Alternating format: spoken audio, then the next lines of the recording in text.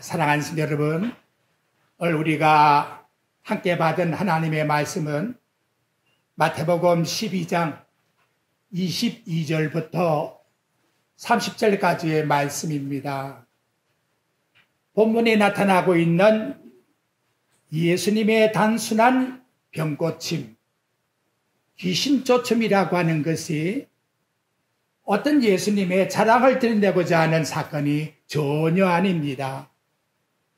이 본문의 말씀 속에서는 영적 전쟁의 본질이 무엇이냐, 메시아라고 하는 예수님이 어떤 분인가라고 하는 정체성, 그리고 하나님의 나라는 이미 세상에 도래했다 하는 것을 보여주는 사건입니다.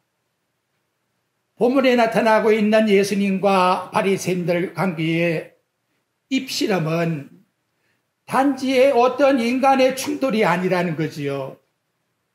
이는 하나님의 나라와 사탄의 나라의 근본적인 대립을, 영적 전쟁을 하고 있다고 하는 좋은 모습을 삶의 현장에서 우리에게 보여주고 있다는 것입니다.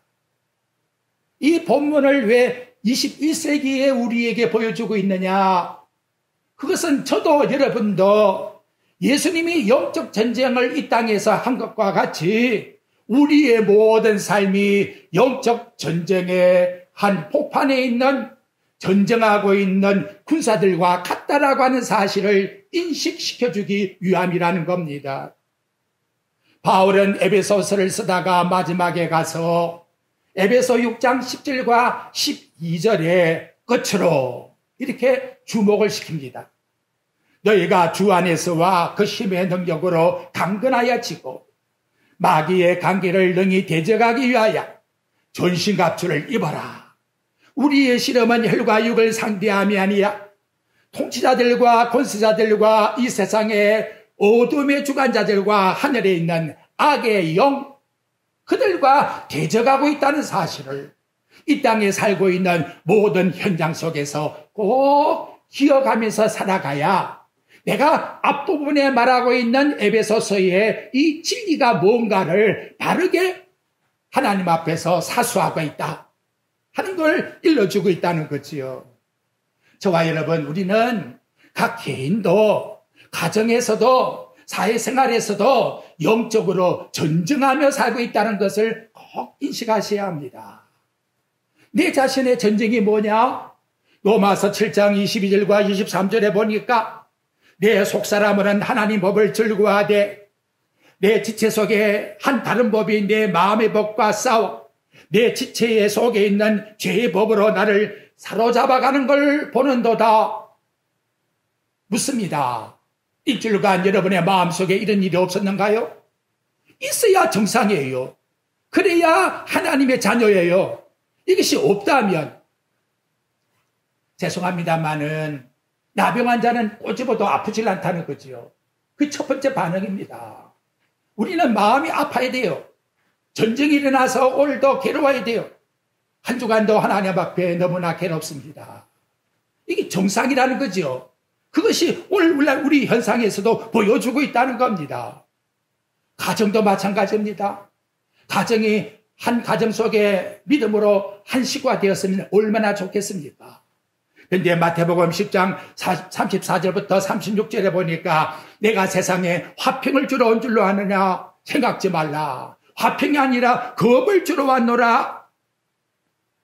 아버지와 식구가, 또 딸이 며느리와, 딸과 어머니가, 며느리와 시어머니가 불화가 되어서 사람의 원수가 바뀌는 것이 아니라 자기 집안 식구니라. 아니, 집안 식구가 사랑해야 되는데 이 믿음이 하나가 되지 아니하면 영적 전쟁이 가정에서도 일어나고 있다는 것을 말씀해 주고 있다는 거예요.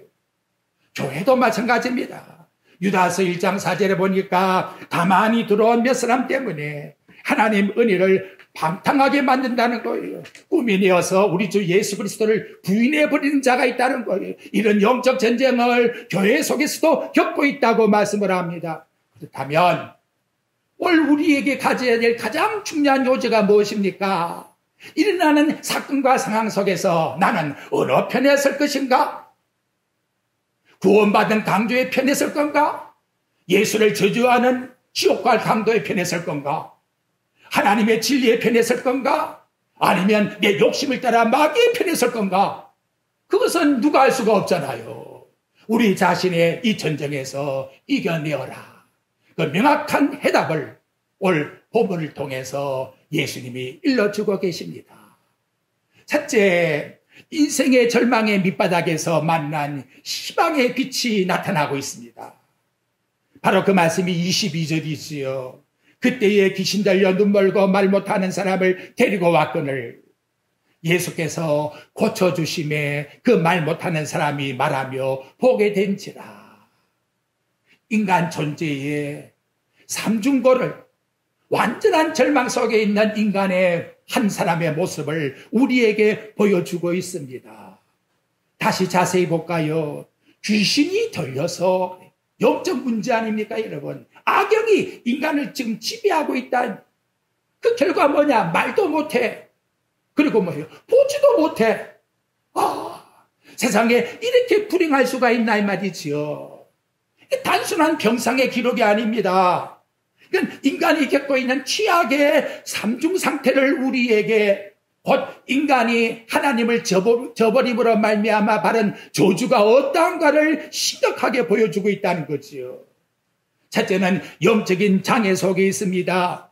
귀신에 걸렸으니 자기 의지대로 살 수가 없어요. 악령의 조정을 받고 있습니다. 내 마음의 자유와 의지를 나타낼 수가 없어요. 사탄이 시키는 대로 할 수밖에 없는 거예요. 이렇게 포악해지는 거지. 자기 마음대로 행동하는 거예요. 이거 얼마나 하나님 앞에서 안타깝습니까? 영적 죽음의 실상이다. 이렇게 말씀합니다. 육체적 장애가 있어요. 맹인입니다. 실은 시각장애인이 얼마나 불행합니까? 세상에 장애 그래도 보지 못하는 장애만큼 안타까운 게 어디 있겠습니까? 하나님이 아름다운 천지를 창조해 놓았는데 어때요? 이 아름다운 꽃 한 송이도 볼 수가 없어. 그 맛있는 음식이 어떻게 생겼는지 보지도 못해. 이게 얼마나 안타깝습니까? 장애인 중에 가장 답답한 불쌍한 사람이지요. 거기다가 말을 못해. 언어 장애가 생겨버렸단 말이에요. 말을 못하는 것. 그건 여러분 듣지 못하게 되면 인간이 말을 잘 못하게 돼요. 내가 듣지 못하니까 나 혼자서 말을 만들어내야 돼요. 그러니까 이 설교한다는 게 얼마나 행복한지 못해요. 내가 설교를 못하게 된다면 이미 나는 말에 엄청난 장애가 왔을 거예요. 그런데 자꾸 생각하게 되고 엮게 되니까 이거 얼마나 하나님 앞에서 감사합니까? 자기의 고통과 자기의 아픔과 자기 바람을 호소해낼 수가 없으니 얼마나 심령이 뭐예요? 답답하다는 거지요. 답답해. 이게 얼마나 안타까운 말입니까? 단순한 동정심을 불러일으키기 위해서 이와 같이 한 겁니까? 하나님을 떠난 인간은 영적으로 이런 모습 속에서 살고 있단다. 이러한 자를 구원해 주기 위해서 내가 이 세상에 왔단다. 예수님이 이렇게 보여주는 겁니다. 그래서 이 영적인 심각성을 바울은 에베소 2장 2절과 3절에서 일러주고 있습니다. 그때에 너희는 그 가운데 행하여 세상 풍조를 따르고 공중의 권세 잡은 자를 따랐으며 불순한 자 아들 가운데 역사하는 영이라. 전에는 우리가 다 그 가운데 육체의 욕심을 따라 지내며 육체와 마음에 원하는 것을 하여 다른 일과 똑같이 본질상 진노의 자녀였더니 진노의 자녀의 모습이 예수님 앞에 있는 바로 이 자의 모습이라고, 바로 나와 여러분의 영적 모습이라고 이와 같이 말씀으로 일러주고 있는 것입니다. 한때 저와 여러분은 그랬습니다. 영적으로 사탄의 지배 아래서 하나님의 뜻은 상상해 보지도 않고, 그런데 아직도 이 자리에 주저하고 있는 사람이 있습니까? 내 마음대로 하지 못해서 내가 좌절하고 있습니까? 미래의 소망을 알지 못하고 내 마음속에서 어둠 속에서 헤매고 있습니까? 내 마음의 고독을 아직도 새겨나지 못해서 시달리고 내 마음의 우울증 속에서 스스로 내 자신을 포기하고 있습니까? 여러분, 늦지 않았습니다. 우리 예수님이 하신 말씀을 볼까요? 22절 말씀에 예수님이 하신 말씀이 하반절에 나옵니다. 예수께서 고쳐주심에 그 말 못하는 사람이 말하며 복이 된지라. 할렐루야. 이것이 여러분 믿음으로 구원받은 자의 놀라운 하나님의 복이라는 사실을 일러주고 있는 겁니다. 여러분, 예수님의 치유를 보십시오. 즉각적 시간을 두게 만드는 게 아니에요. 너 하루 있다가 고치겠다. 1년 있다가 즉각적 치료 과정이 필요 없어요. 둘째, 완전하게 정상적인 사람과 똑같게. 세 번째, 포괄적으로 귀신만 내어 쫓은 게 아니야. 눈도 뜨게 해주고 말도 하게 해서 이 땅에서 어떻게 처음 아담 하와를 창조했던 그 모습으로 돌아가서 온전히 하나님을 찬양하며 경배하며 감사드리는 그 모습으로 살아가는 것이 바로 인간을 창조한 그분 예수님의 모습, 우리에게 일러주는 진정한 의미라는 것을 드러내고 있다는 것이지요. 그러면 저와 여러분은 어떤 해방을 받았을까요? 여러분, 놀랍습니다. 로마서 8장 1절과 2절에서 말씀하지요. 그러므로 이제 예수 그리스도 예수 안에 있는 자에게는 결코 정죄함이 없나니. 정죄함이 없다. 이런 그리스도 예수 안에 있는 생명의 성령의 법이 죄와 사망의 법에서 나를 해방하였습니다. 저와 여러분을 해방하였다고. 결코 정죄함이 없는 우리예요. 여러분, 정죄하지 마십시오. 우리 정죄하지 마십시오. 예수님도 정죄하지 않는다고 하는데 다 정죄함을 해방받았다고. 누구 안에서? 그리스도 예수 안에서. 무엇으로? 믿음으로. 그러니까 여러분, 마음의 좌절, 실패, 우울감, 후회, 그 다 지금 마귀에게 쏟고 있는 거예요. 깨끗한 신바닥지에다가 왜 자꾸 황칠을 하나요? 왜 더러운 칠을 내 머릿속에 나오는 재성을 가지고 자꾸 붙이나요? 예수님은 어떻게 해요? 예수님의 피로 매일 닦아. 너 그게 아니야. 백지. 깨끗해. 그래야 지금이라도 죽으면 천국 갈 거 아니에요. 안 그렇습니까, 여러분? 이게 얼마나 놀라운 복입니까? 물어봅시다. 감사하지요? 좀 제담 좀 크게 합시다. 예! 이거 얼마나 감사하냐, 이 말. 나 이상 더 큰 복 없어. 이것만 완전하게 성취하고 가면 끝나는 거예요. 두 번째 뭐냐? 그렇게 살기 위해서 따라합시다. 영적 능력을 회복시킨다. 회복시켜줘야 병자가 일어나서 걸고 회복시켜줘야 먹을 수 있는 거 아니에요. 그죠? 누워있는 병자에게 자꾸 링게를 영양제를 맞춰서 뭐한다? 회복시키기 위해서 의사가 그렇게 하잖아요. 우리 예수님께서 저와 여러분을 회복시켜주는 분이에요. 에베소 1장 17절과 19절 말씀해 보니까 영광의 아버지께서 지혜와 계시의 영을 너희에게 주사 하나님을 알게 하시고 우리 하나님이 이런 분이구나. 마음의 눈을 밝히사 부르심의 소망이 무엇이며 역사하심에 따라 믿는 우리에게 베푸시는 능력의 지극히 크심이 어떠한가를 알게 한 나 같은 이런 어둠 속에 있는 죄인을 불러내어서 이제는 자유한 사람이 되었구나. 이제 8월 15일이 가까워지지요. 그때 살아계신 분이 몇몇 안 됩니다만은 그때 상황을 생각한다면 얼마나 자유가 좋습니까? 우리 아버지 말을 빌리면 그 바닥에 펴놓고는 온 성들이 와서 눈물 바다가 돼. 여러분, 한나라 속의 속박에서도 벗어나면 이렇게 기쁜데 지옥 갈 사람이 벗어나 천국 가게 되었으니 이보다 더 기쁜 일이 있을까? 하늘이 보이는구나. 예수님이 하나님의 아들이라는 사실을 보이는구나. 나는 이제는 하나님께 찬양드리며 살 거야. 바뀌어야 돼요. 우리 다분하게 옛날 이 인간의 육신의 생각 속에서 갇혀가지고 헤어나지 못하는 현대판 율법주의 속에서 헤어나지 못하는 그 어둠 속에 있을 것이 아니고 정말 마음껏 헤엄칠 수가 있는 자유의 사람, 그리스도 안에서 복음 안에서 찬양하며 감사하며 기뻐하며 하나님의 영광을 바라보고 날보다 나아가는 저와 여러분. 그래서 세 번째, 영적 교제의 삶이 이루어졌다. 코이노니아 사귐이라는 것이 이루어졌다.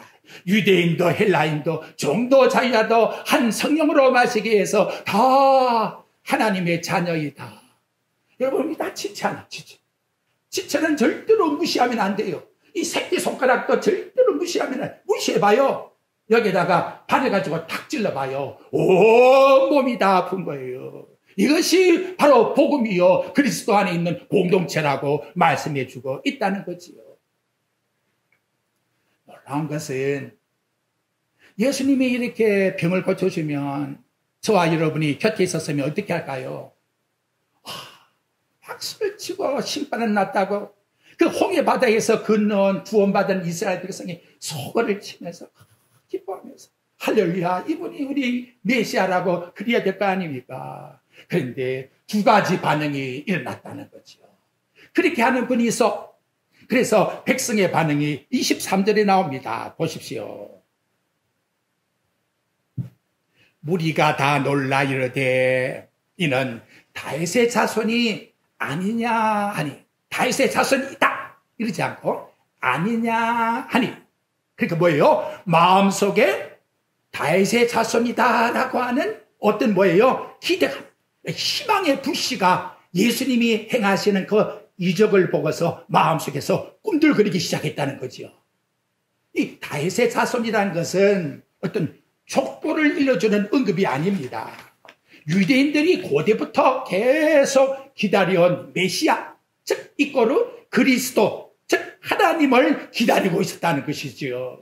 이것이 그들의 마음이 열림으로 말미암아 바로 그분을 메시아로 받아들일 수 있는 마음이 점점 뭐예요? 가까워져 가고 있다는 거지요. 선입관념을 버리니까 자기의 판단이 아니라 하나님의 말씀, 구약의 이사야가 다윗이 예언한 그 말씀을 마음에 생각하면서 그분을 바라보니까 드디어 이러한 질문이, 믿음의 싹이 나기 시작했다는 겁니다. 그런데 바리새인들은 어떠하냐? 뭐라고 한다? 절대 인정할 수가 없다는 거예요. 24절 한번 보십시오. 뭐라고 합니까? 바리새인들은 듣고 이르되 이가 귀신의 왕 바알세불을 힘입지 않고는 귀신을 쫓아내지 못하느니라. 말씀만 들어도 끔찍해요. 아니, 하나님 아들이 이 땅에 오셔서 성령의 능력으로 역사하는 이 선한 일을 갖다가 마치 귀신의 왕 바알세불을 힘입고 역사하고 있다고 모독을 주고 있으니 이럴 수가 있나 이 말이에요.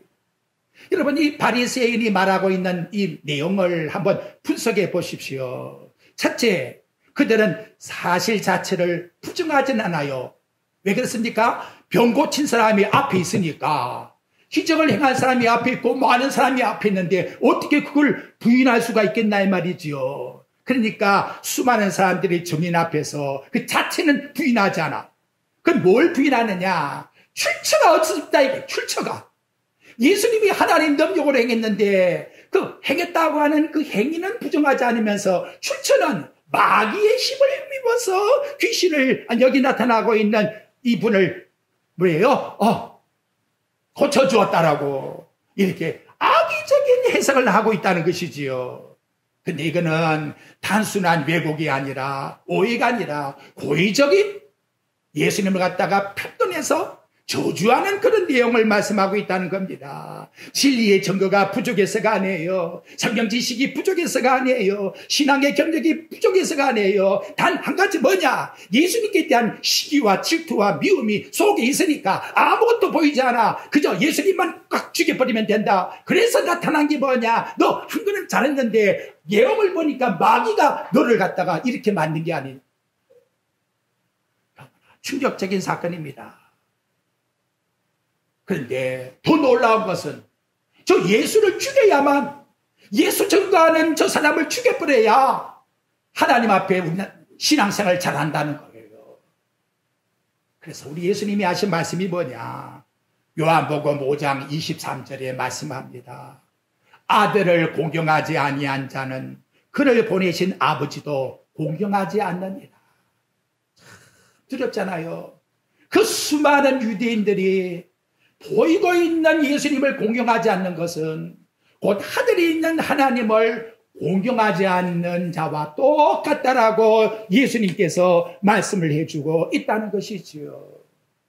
바알세부를 힘입어 예수님이 병 고친다고 하는 것은 입에서 내어서는 안 되는 거예요. 그래서 예수님은 이를 뭐라고 하느냐. 그 다음에 내용에 가서 여러분들이 말씀해 보게 되면 이것이 곧 31절에 보니까 성령 모독죄라, 죄사함을 받지 못하는 모독죄가 된다 하고 예수님께서 그 다음에 첨가해서 말씀하고 있다는 거지요. 사랑하는 성도 여러분, 남은 다 고사하고 저부터 여러분도 하나님의 진리의 말씀을 받을 때에 어떤 마음을 가지고 받습니까? 데살로니가 성도들과 같이 사람의 말로 받을 것이 아니라 진정 하나님의 진리의 말씀이 선포된다면 예수님이 저기에 서서 나에게 진리를 선포하고 있다고 하는 마음을 가지고 받아야 되지 않겠습니까? 어린아이와 같이 겸손한 마음을 가지고 받아야 되겠습니다. 그렇다면 이 말씀이 왜 현대적으로 지금 나타나고 있습니까? 현대판 바리새인들이 되지 말라고 우리에게 경고해 주고 있다는 것이지요. 여러분 생각해 보십시오. 하나님의 진리의 말씀이 선포되는 것은 성령을 통해서 말씀이 선포되는 겁니다. 우리 마음속에 누가 계십니까? 성령님이 내 마음에 계시는 거예요. 그래서 나는 하나님의 자녀가 된 겁니다. 하나님의 자녀가 되었고 내 마음에 성령이 계신다면 말씀으로 선포하고 있는 하나님의 성령의 역사와 일치가 되어야지. 왜 여기에 다른 것이 나오나 이 말? 왜 딴 생각이 여기서 나오나 이 말이죠. 이게 얼마나 무서운 내용인가요? 우리 자신을 생각해 봐야 돼요. 어린아이가 말한다 할지라도 우리 아버님 겸손함을 보았어요. 제가 부족해도 아버님 이거 아닙니까? 맞아. 네 말이 맞아. 내가 틀렸구나. 하나님 앞에서 겸손하게 회개하는 이 마음, 이게 얼마나 우리에게 중요한 내용인가요? 여러분 오늘날의 현대판 이단자들 보십시오. 지식이 부족합니까? 신학이 부족합니까? 다 나타난 자들은 신학 박사들이에요. 신학 박사들이 다 이단자가 되어서 들어와서 예수를 갖다가 부인시키고 있다는 것이지요. 여러분 힘들게 예수 믿지 맙시다. 정말이에요. 예수님이 심판대에 우리에게 요구함이 뭐라고요? 너 나를 주라고 인정하느냐? 다른 거 아무것도 없어요. 응? 너 정말 나를 그리스도 하나님으로 인정하느냐? 나를 그렇게 인정하는 자는 아버지도 그렇게 인정하신다. 이것밖에 없다는 것이지요. 이것이 곧 저와 여러분들에게 일러주는 중요한 말씀이라는 것을 가르쳐주고 있다는 겁니다. 근데 참 우리 예수님의 지혜를 배우셔야 돼요. 그들과 같이 싸움하잖아요. 그러면서 어떤 내용을 가지고서 진리의 빛이 어둠을 물리치느냐. 명쾌하게 예수님이 논리적으로 예리하게 설득력 있는 반박을 합니다. 분열된 나라는 반드시 망한다. 깊지 않습니까 여러분? 분열된 나라는 반드시 망한다. 마음이 분열돼도 마찬가지예요. 분열되어 있는 사탄이가 어떻게 나라가 하나의 나라로서 이룰 수가 있겠나 말이지요. 나 한번 생각해 보아라. 분열된 나라가 어떻게 하나가 될 수가 있겠느냐. 너들 참 이상하다. 너희들도 나가서 병 고치지 않느냐. 우리 제자들도 나가서 병 고쳐. 그러면 그 자들도 바알세부를 힘입어서 바리새인 너희들이 나가서 병 고쳤느냐? 그때 뭐랄까요? 그건 아니다 그럴 거 아니에요. 그러면 내가 병 고치는 것은 어떻게 해서 귀신 바알세부를 힘입어서 병을 고친다고? 분열된 나라는 분쟁하니까 결코 설 수가 없다라고 하는 반박을 명쾌하고 있다. 뱀처럼 지혜로우라는 말씀, 얼마나 예수님이 영적으로 예리해서 하나님이십니까? 깨우쳐줍니까? 역사상의 고대의 나라를 보십시오. 로마가 왜 멸망했지요? 내부가 분열되니까. 알렉산더 왕이 죽은 다음에 왜 멸망합니까? 후계자가 분열하니까. 우리나라 조선시대 보십시오. 왜 분열합니까? 또 정치자들이 마음이 안 맞으니까 지금도 마찬가지요. 마음을 하나 두지 않고 자꾸만 속에서 분쟁을 일으키니 어떻게 그 땅이 그 나라가 온전해질 수가 있겠나 이 말이에요. 여러분, 사탄은 악하다고 하지만 어리석지 않아요. 사탄은 자기 목적을 채우기 위해서 치밀한 계획을 세우는 집단입니다. 하나님 나라를 위해서 지금도 그 악한 사탄이가 계속 우리 마음을 질투하잖아요. 분열된 게 아니에요. 아직도 그 나라는 왕성하고 있다는 거예요. 완전히 우리 주님이 멸망시킬 때까지. 그탈 같으면 어떻게 해서 사탄이가 자기 부하들을 갖다가 축출해버리고 싸움을 일으키겠습니까? 우리 현실을 보셔야 돼요. 성경은 우리에게 예리하게 증명해주고 있습니다. 그래서 예수님이 그 다음 뭐라고 했느냐. 27절 한번 보십시오. 우리 예수님 말씀이 얼마나 오묘한가. 또 내가 바알세불을 힘입어 귀신을 쫓아내면 너희 아들들은 누구를 힘입어 쫓아내며 그러므로 그들이 너희의 재판관이 되리라 하고 말씀을 합니다. 매우 예리하게 역설적으로 일반적인 내용으로 대화를 하는 게 아니라 그 다음에 일어날 상황을 이미 짐작하고 역설적으로 그 사람에게 딱 갖다가 이 말씀을 예수님이 하고 있다는 거지요. 상황을 보게 되면 유대인들도 귀신을 배워 쫓은 사람이 있는데 바리새인들도 귀신을 축출하면서 뭘 했을까요? 우리 하나님의 능력으로 귀신을 쫓아내었다고 말하고 있지 않겠습니까? 그렇다면 논리적으로 생각해 보라는 것이지요. 예수님의 귀신 축출만 사탄의 능력이고 바리새인들 그리고 너희들이 나가서 귀신 쫓아낸 것은 하나님의 능력이 아니냐? 결과를 보게 되면 공평하게 판단을 해야지. 어찌해서 나는 귀신을 힘입어 쫓아내었다고 그러고 너희들은 하나님의 능력으로 힘입었다고 이중잣대를 대고 팽기를 들 수가 있겠느냐? 그리고 너희 재판관들이라. 누가 재판관이 된다는 거냐? 너희가 판사가 된다는 거냐? 그런 말이 아니라 너희들이 그 불신앙 드러낸 그것이 너한테서 정죄를 받는 그런 판단이 되리라. 이것을 우리 예수님이 말씀하고 있다는 거예요. 너는 이미 네 자신이 네 말에 고리가 걸려서 네 자신이 한 그 말이 너를 정죄하게 되리라. 자, 우리 예수님의 사역을 봅시다. 우리 지난주로 돌아갑시다. 마태복음 12장 19절에 봅시다. 예수님 어떠하지요? 그는 다투지도 아니하며 들리지도 아니하고 아무도 길에서 그 소리를 듣지 못하나니라. 난 너희처럼 딱딱딱 꺾지 않는다. 갈대를, 상한 갈대를, 꺾어지는 마지막 그 갈대를 나는 꺾으려고 하지 않는다. 다시 싸매어 보호해서 보존시키고자 합니다. 꺼져가는 심력, 불이 깜빡깜빡 꺼져가는데 그래 탁 지옥가. 나 그런 사람 아니다. 다시금 은혜를 부어주어서 7,800에서라도 살게 만들어서 천국 보내는 것이 지금으로 말하면 나는 세상에서 가장 죄를 많이 범했다는 감독까지도 마지막 죽음의 운명 앞에 있는 그 자도 예수 믿게 해서 천국 보낸 사람이다. 이것이 우리 예수님의 마음이라고 말씀하고 있는 겁니다. 18세기 유럽의 대부분을 다 정복했던 프랑스의 나폴레옹이 말년에 유배지 세인트 헬리에 가서 한 말이 있습니다. 나는 칼로서 세상을 정복하려고 했다. 그러나 우리는 다 실패했다. 예수 그리스도는 사람으로 정복했고 오늘날 수억의 사람들이 마음을 지배하고 있다. 그렇습니다, 여러분. 세상의 것 가지고 정복해보겠다고요. 결론은 실패하는 겁니다.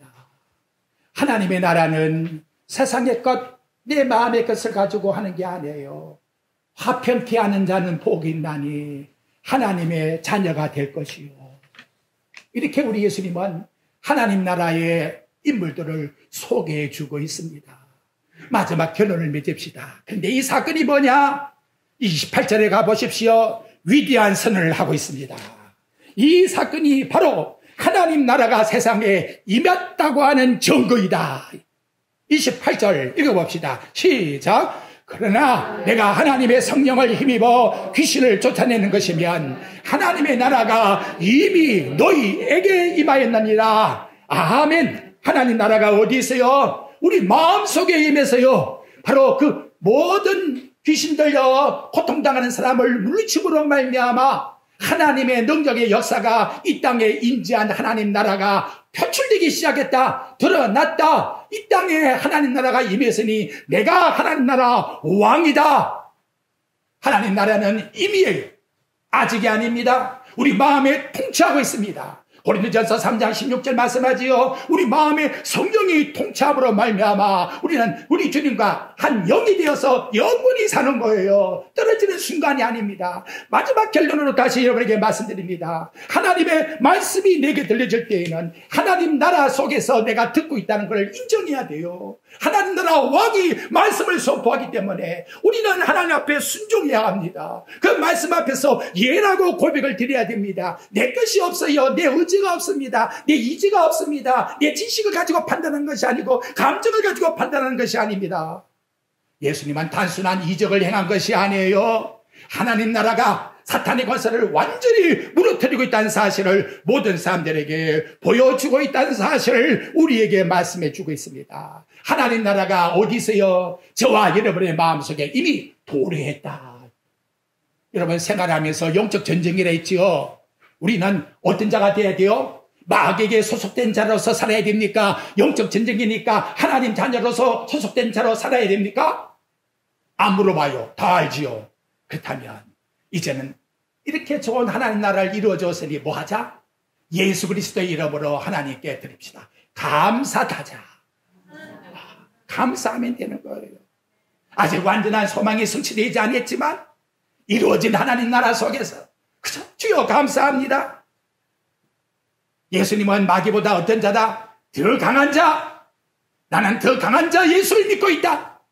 더 강한 자 예수 이름으로 나아가면 어떤 것도 다 무너지고 만다. 이것이 바로 오늘 저와 여러분에게 주시는 주님의 말씀의 능력입니다.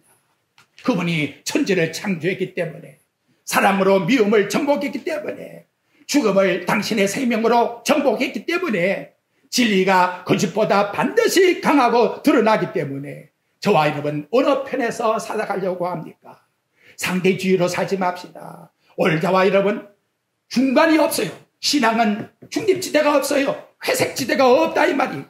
이런 시대에 우리에게 바리새인 같은 영적 송영이 되지 말고 우리 주 예수 그리스도 그 은혜와 그를 아는 지식에서 성장해서 영광스러운 교회로 주님 앞에 설 때에 우리 주님을 맞이하는 저와 여러분 되시기를 우리 주 예수 그리스도의 이름으로 축원드립니다.